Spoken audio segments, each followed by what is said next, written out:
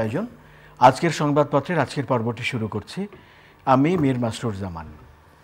সংবাদপত্রের শিরোনামগুলোকে ঘিরে চলমান পরিস্থিতি নিয়ে আলোচনার নিয়মিত এই আয়োজনে আজ সম্মানিত অতিথি হয়ে আমাদের সঙ্গে রয়েছেন দৈনিক প্রথম আলোর যুগ্ম সম্পাদক জনাব সোহরাব হাসান।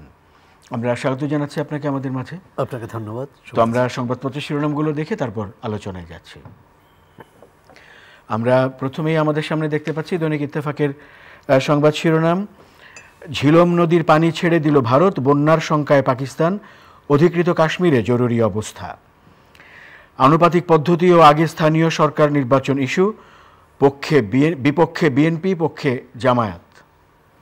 সেপ্টেম্বরে আন্তধর্মীয় সংলাপ আয়োজন করবে বাংলাদেশ ক্যাথলিক চার্চ। বাংলাদেশ প্রতিদিন, ভারত পাকিস্তান সমস্যার সমাধান চায় বাংলাদেশ, পররাষ্ট্র উপদেষ্টা। আমির রাষ্ট্রদূত বৈঠক, প্রতিটি ভোট কেন্দ্রে সিসি ক্যামেরা চায় জামায়াত। সংকুচিত হচ্ছে অর্থনীতি, বাজেট নিয়ে যত সুপারিশ টাস্কফোর্সের। খালেদা জিয়া ফিরতে পারেন মে মাসের প্রথম সপ্তাহে। মানব জমিন, চলন্ত কারে ছিনতাইকারী ছোঁ মেরে টান দিল ব্যাগ, নারীর আর্তচিৎকারে কাঁপল সিদ্ধেশ্বরী।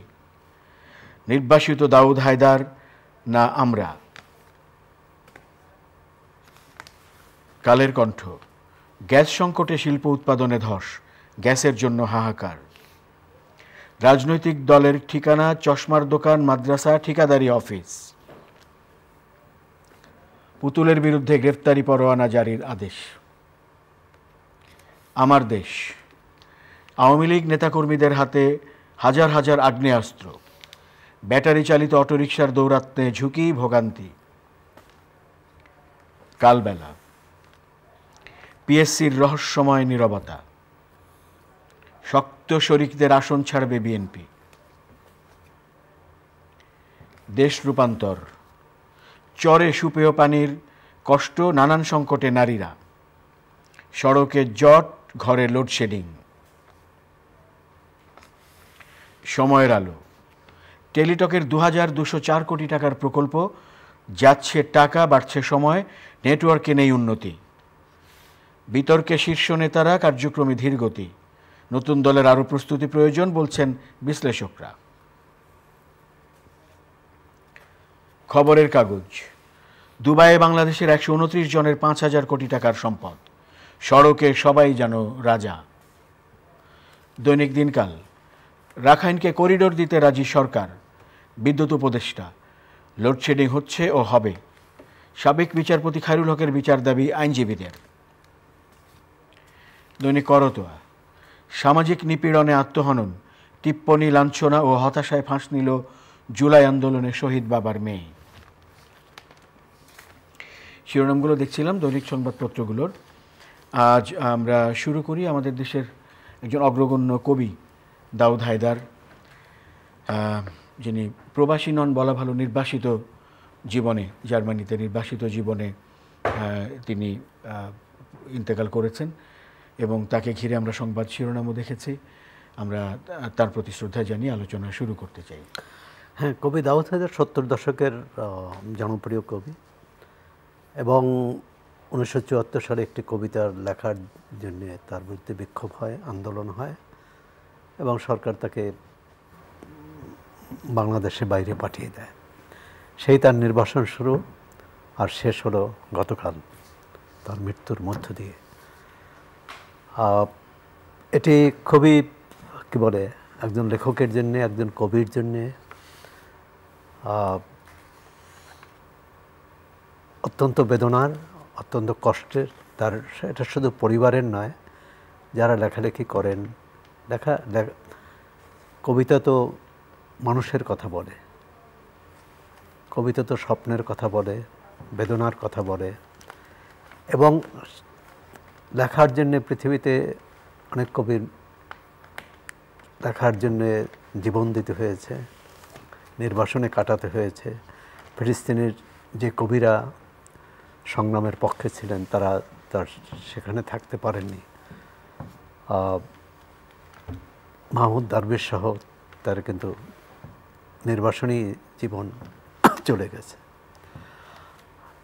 দাউদ হায়দার আমাদের কিছুটা অগ্রজ কবি, এবং তার সাথে জার্মানিতে তার নির্বাসনকালেও দেখা হয়েছে। তিনি কিন্তু এক ধরনের বাংলাদেশের সঙ্গেই ছিলেন। বাংলাদেশের যে কোনো ঘটনাবলিতে, এমনকি দেখলাম যে আজকে সামাজিক যোগাযোগ মাধ্যমে যুদ্ধাপরাধীদের বিচারের পক্ষে তিনি দাঁড়িয়েছিলেন। একটা মুক্ত চিন্তার মানুষ, মুক্ত মনের মানুষ, স্বাধীন চিন্তার। আমরা কি করতে পারি?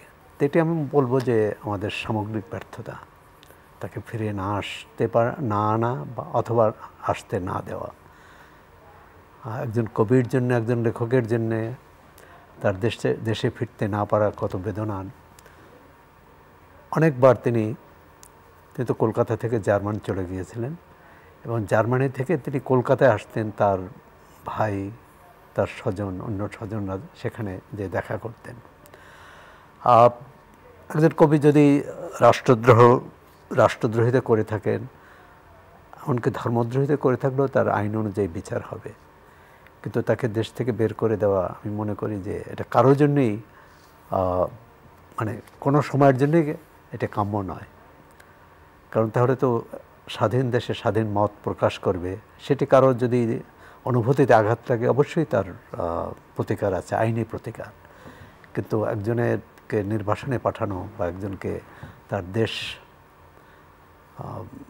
দেশ থেকে বঞ্চিত করা, আমি মনে করি যে এর বিরুদ্ধে লেখকদের সোচ্চার হওয়া উচিত। আর আমরা যাই করি, কিন্তু দাউদ হায়দারকে তো পাবো না। তার প্রতি শ্রদ্ধা, এবং তার কবিতাই হয়তো তাকে বাঁচিয়ে রাখবে। আমরা গণমাধ্যমের শিরোনামে আরেকটি খবর দেখতে পাচ্ছি, ট্রাইব্যুনালে তদন্ত শেষে শিগগিরই শেখ হাসিনার বিচার শুরু, এই কথাটি বলেছেন মাননীয় প্রধান উপদেষ্টা অধ্যাপক ডক্টর মোহাম্মদ ইউনূস। তিনি আন্তর্জাতিক গণমাধ্যম আল জাজিরাকে সাক্ষাৎকার দিয়েছেন। তার ভিত্তিতে এই সংবাদটি করা হয়েছে। না, এর আগে আইন উপদেষ্টাও বলেছেন, এবং আন্তর্জাতিক অপরাধ ট্রাইব্যুনালের যে প্রধান আইন কর্মকর্তা তিনিও বলেছেন। সুতরাং তার বিচার প্রক্রিয়া তারা শুরু করছেন। অনেক, সব মামলা না, একটি মামলা শুরু করলেই তো ওই মামলায় যারা আছেন সাবেক প্রধানমন্ত্রী সহ তাদের বিচার প্রক্রিয়া শুরু হবে। এখন এই প্রক্রিয়ায় তো, বিচার প্রক্রিয়া তো একটা বড় হচ্ছে যে আত্মপক্ষ সমর্থনের সুযোগ।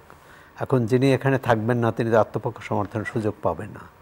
আমরা যুদ্ধাপরাধী বিচারের ক্ষেত্রে দেখেছি যে রাষ্ট্র তার পক্ষে, যারা অনুপস্থিত তাদের পক্ষে আইনজীবী নিয়োগ করে।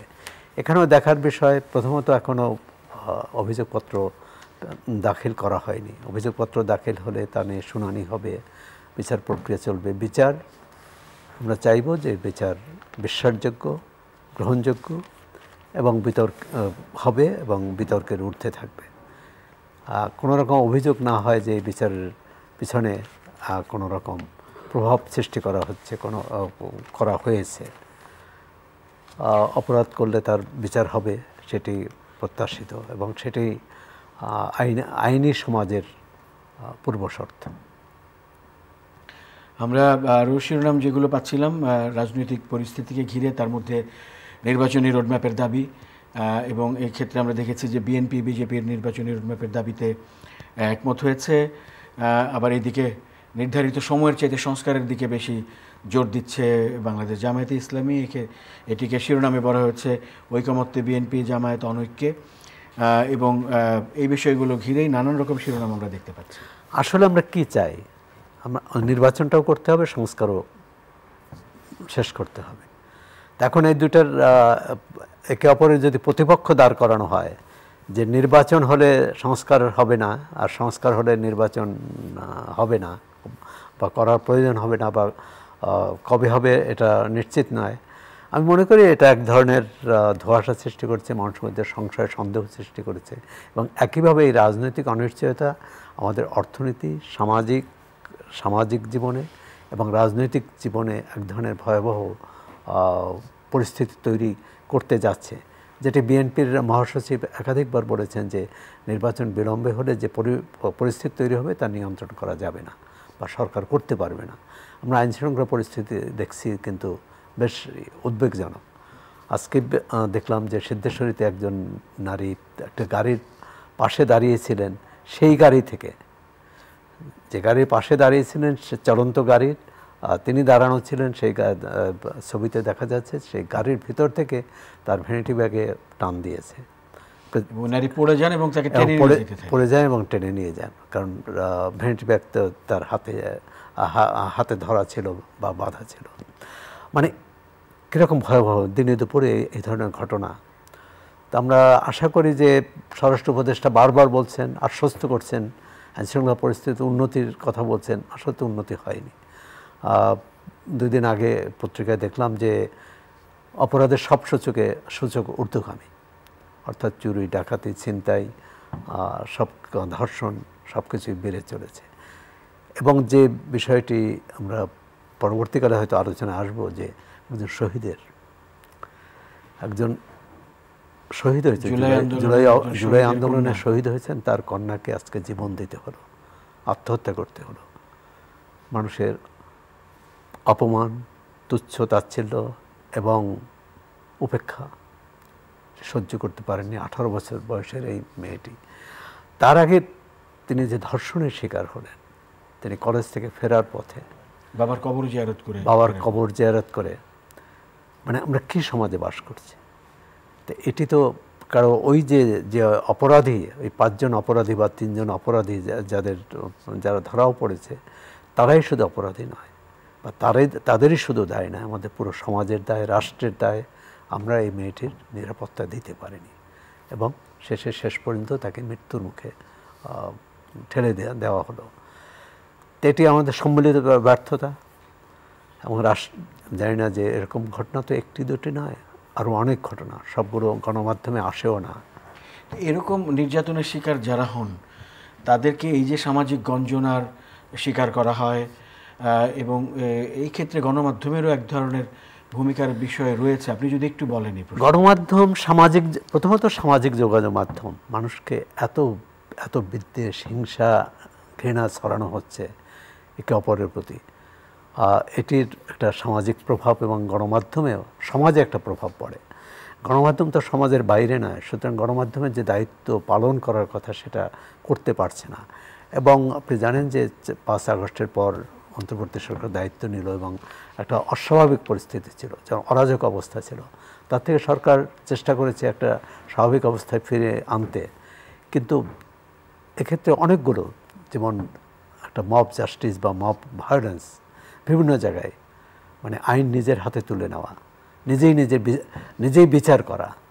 কারণ এর মধ্যে বিগত সরকার এমন কি হতো, রাষ্ট্রীয় বাহিনী মানুষের উপর নির্যাতন করত, মানুষকে গুম করত, অপহরণ করত।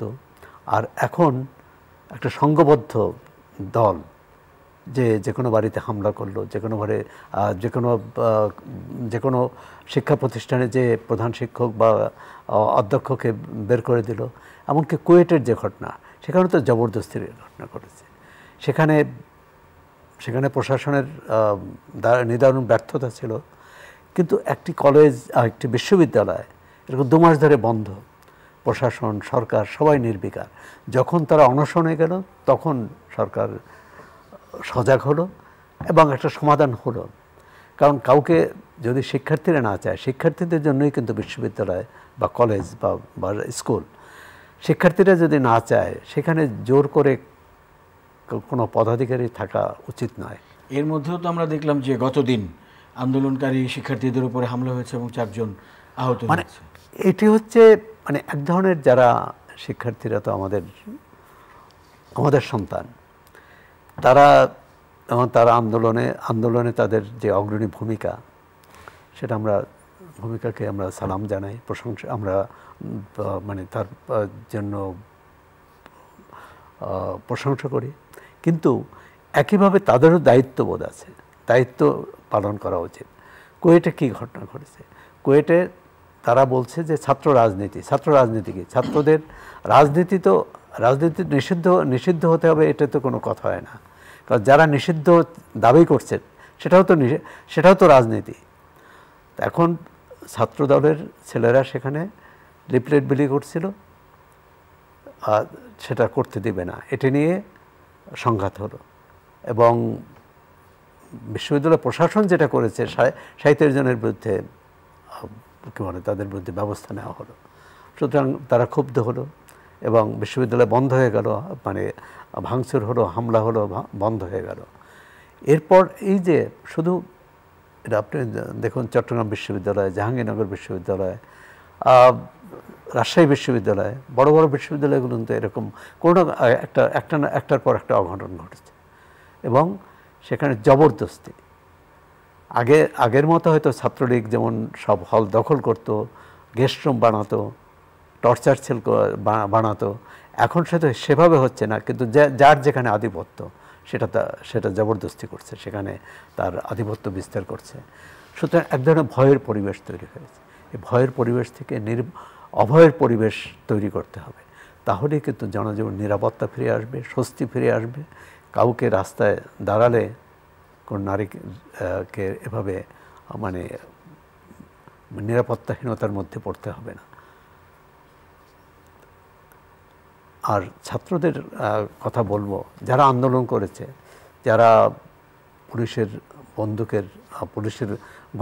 গুলির মুখে দাঁড়িয়েও তারা আন্দোলনে পিছপা হয়নি, তাদের কাছ থেকে আমরা যে প্রত্যাশা করি কোনো অন্যায় তারা করবে এবং তারা সমালোচিত হবে, সেটা কিন্তু কাম্য নয়। কিন্তু অনেক জায়গায় হচ্ছে। অন্তর্বর্তী সরকারের প্রশাসনে একে অপরের বিরুদ্ধে অভিযোগ করছে। বিএনপি অভিযোগ করছে যে প্রশাসনকে নতুন যে রাজনৈতিক দল বা বৈষম্যবিরোধী ছাত্র আন্দোলন তারা প্রভাব সৃষ্টি করছে, বিভিন্ন জায়গায় সমন্বয়করা। আবার এনসিপির পক্ষ থেকে বলা হচ্ছে যে বিএনপি সব জায়গায় প্রভাব বিস্তার করছে। এই প্রভাব বিস্তার করাটাই তো অন্যায়, এর বিরুদ্ধেই তো আন্দোলন হলো। যে বিগত সরকার প্রশাসন তার মতো করে তার রাজনৈতিক উদ্দেশ্যে চালাতে গিয়ে বিরোধীদের উপর দমন পীড়ন করেছে। এখন যদি একই ঘটনা ঘটে এবং যদি প্রশাসনকে প্রশাসনের মতো চলতে না দেওয়া হয়, পুলিশকে পুলিশের মতো চলতে না দেওয়া হয়, তাহলে তো সমাজে অরাজকতা বাড়বে এবং সেটা কোনোভাবেই কাম্য নয়। এবং যে নির্বাচনের রোডম্যাপের কথা বলছিলেন, তো প্রথমত রোডম্যাপ ঘোষণা করা উচিত আমি বলে অবিলম্বে। বিচার হোক, বিচার মে মাসে শুরু হবে, এটি একটি বিচার প্রক্রিয়া, বিচারের মতো চলবে। কিন্তু বিচার শেষ না হলে নির্বাচন হবে না, এরকম তো কোনো শর্ত হতে পারে না। কারণ বিচার প্রক্রিয়া কবে শেষ হবে কেউ জানে না। একদম বিচার আইনি প্রক্রিয়া সেটাও চলবে, নির্বাচন প্রক্রিয়াও চলতে হবে। আমরা একটি দাবি দেখেছি, বিশেষ করে বিএনপির পক্ষ থেকে এটি বলা হচ্ছে যে সংস্কার প্রস্তাবগুলোতে রাজনৈতিক দলগুলো একমত হয়েছে সেগুলো প্রকাশ করা হোক এবং সেগুলো তো এখনই বাস্তবায়ন করা সম্ভব, আর বাকিগুলো নির্বাচিত সরকার এসে করতে পারে, এমন কথা বলা হচ্ছে। আপনি কি বলেন? হ্যাঁ, নির্বাচন জাতীয় ঐকমত্য কমিশন ধারাবাহিক আলোচনা করছে রাজনৈতিক দলগুলোর সাথে, তার মধ্যে দ্বিমত তো আছেই। এখন এটা ন্যূনতম একটা জায়গায় একমত হতে হবে, রাজনৈতিক দলগুলোকে এক জায়গায় একমত হতে হবে। জুলাই ঘোষণাপত্রের কথা শোনা যাচ্ছে, সেটা যাতে হয় এবং তার ভিত্তিতেই নির্বাচন, সংস্কার ইত্যাদি একটা রূপরেখা তৈরি হবে। এখন বিএনপি দাবি করছে, এটি তো আমি অযৌক্তিক বলে মনে করি না, কারণ সব ব্যাপারে একমত হবে না। গণতান্ত্রিক সমাজে বহুদলীয় ব্যবস্থায় ভিন্ন মত আছে বলেই তো ভিন্ন দল। সুতরাং যেসব ক্ষেত্রে প্রথমত হচ্ছে যেমন নির্বাচন প্রয়োজন। নির্বাচন কেন প্রয়োজন? যে মানুষ 3টি নির্বাচনে ভোট দিতে পারেনি এবং 3টি জবরদস্তির নির্বাচন ছিল, প্রহসনমূলক নির্বাচন ছিল। সুতরাং মানুষ যাতে ভোট দিয়ে তার পছন্দের সরকার গঠন করতে পারে সেই সুযোগটা দেওয়া উচিত। আর নির্বাচন ছাড়া তো গণতন্ত্র হবে না। নির্বাচন দিলেও অনেক গণতন্ত্র হয় না। আমরা এর আগে দেখেছি যে ভালো নির্বাচন হয়েছে কিন্তু আমরা গণতন্ত্র পাইনি। হ্যাঁ, ভবিষ্যতে যাতে সেই গণতান্ত্রিক কাঠামোকে কেউ প্রভাবিত না করতে পারে, কাঠামো কেউ ভেঙে না দিতে পারে এবং নিজের মতো করে জাতীয় সংসদ এবং অন্যান্য রাষ্ট্রীয় প্রতিষ্ঠান ব্যবহার করতে না পারে, সে কারণে একটা ঐকমত্য থাকা প্রয়োজন রাজনৈতিক দলগুলোর মধ্যে। অন্তর্বর্তী সরকারের কাজ কিন্তু সেটার মধ্যস্থতা করা, সেটার একটা তার রেফারের ভূমিকাটা পালন করা এবং সেখানে অন্তর্বর্তী সরকারকেও সজাগ থাকতে হবে। তার কোনো আচরণ, তার কোনো পদক্ষেপ যাতে এই ধারণা না হয় যে তারা কোনো দলের পক্ষে বা কোনো দলের বিপক্ষে। ইতিমধ্যে রাজনৈতিক অঙ্গনে এই অভিযোগ কিন্তু আসছে। আমরা আশা করি যে অন্তর্বর্তী সরকার তার থেকে বেরিয়ে আসতে পারবে এবং সেই নিজেকে অভিযোগ থেকে মুক্ত রাখতে পারবে।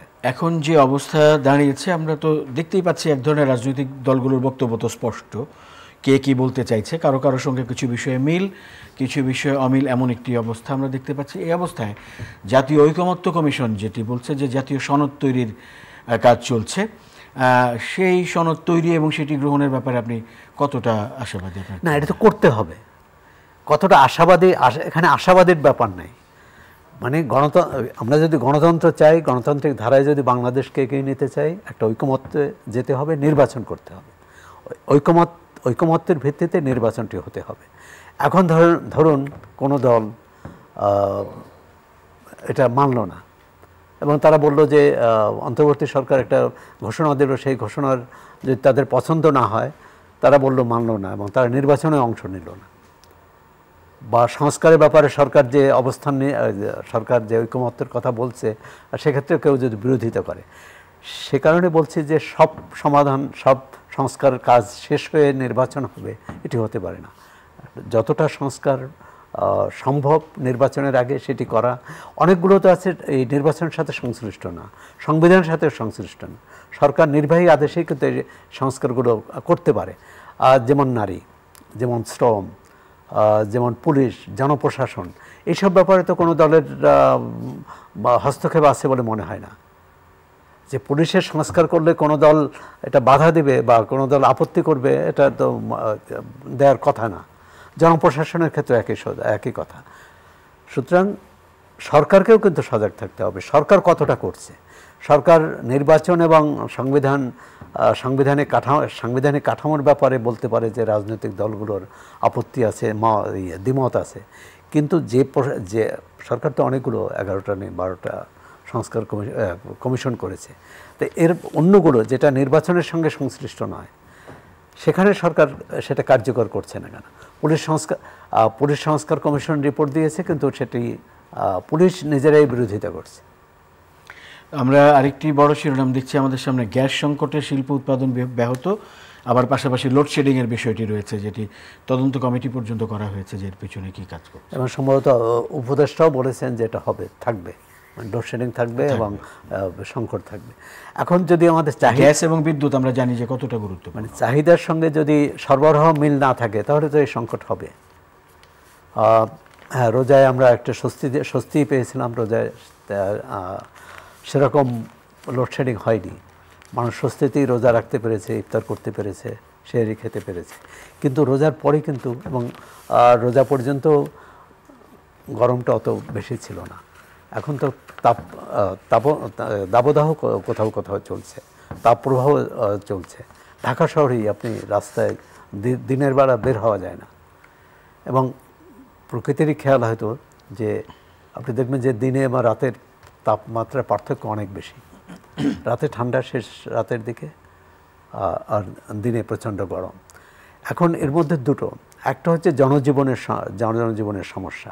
হ্যাঁ, মানুষ হয়তো অনেক সেটি সহ্য করলো, কিন্তু উৎপাদন যে ব্যাহত হয়, আপনি যদি কৃষিতে সেচ না দিতে পারেন, আপনি যদি কারখানায় বিদ্যুৎ না দিতে পারেন, উৎপাদন ব্যাহত হবে। উৎপাদন ব্যাহত হলে বাজারে তার প্রভাব পড়বে বা সংকট দেখা দেবে। সুতরাং এটি সমাধানও করতে হবে।